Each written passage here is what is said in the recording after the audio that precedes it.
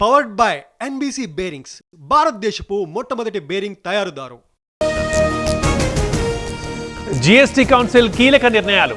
5-18% స్లాబులు కొనసాగింపు, 12-28% స్లాబులు తొలగింపు. చాలా ఆహార పదార్థాలపై 0 జీఎస్టీ, 5% జీఎస్టీ పరిధిలోకి నిత్యావసర సరుకులు, హెయిర్ ఆయిల్, టీవీలపై తగ్గనున్న భారం. ఫ్యాన్లు, కంప్యూటర్లు, ల్యాప్టాప్స్ పై జీఎస్టీ 5%, ఎలక్ట్రిక్ వాహనాలపై 12 నుంచి 5%, 3-వీలర్లపై 28 నుంచి 18% తగ్గింపు.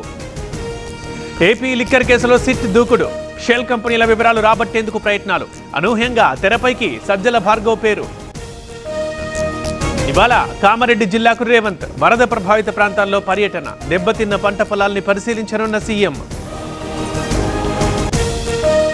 ఈరోజు ఏపీ కేబినెట్ కీలక సమావేశం, సిఆర్డీఏ ప్రతిపాదనలకు గ్రీన్ సిగ్నల్. ఈ నెల 18 నుంచి అసెంబ్లీ నిర్వహణపై చర్చ. ఏపీలో పలువురు ఐఏఎస్ల బదిలీ, 4గురికి జాయింట్ కలెక్టర్లుగా పోస్టింగ్. పాడేరు, రంపచోడవరం ఐటీడీఏలకు కొత్త పీఓలు.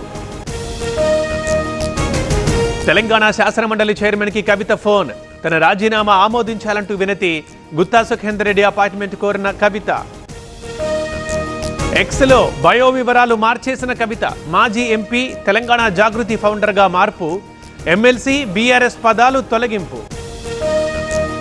కవిత కేసీఆర్ విడిచిన బాణమే, బాటాల తగాదా మాత్రమేనన్న మహేష్ గౌడ్.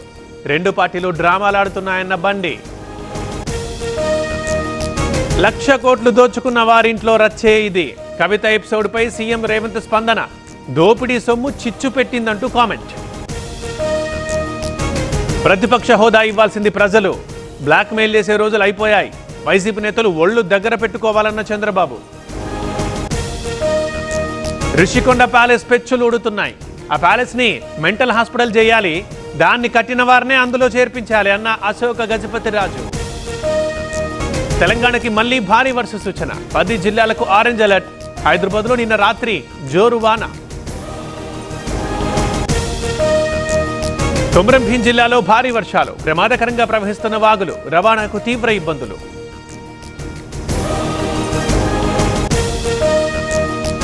సుంకేశ్వర డ్యాం కి భారీగా వరద, 17 గేట్లెత్తి నీటి విడుదల. Inflow 73,000 క్యూసెక్కులు.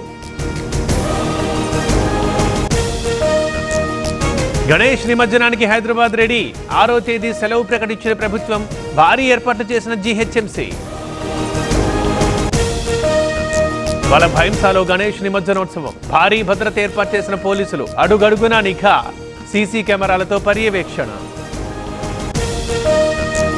Powered by NBC bearings, భారతదేశపు మొట్టమొదటి బేరింగ్ తయారుదారు.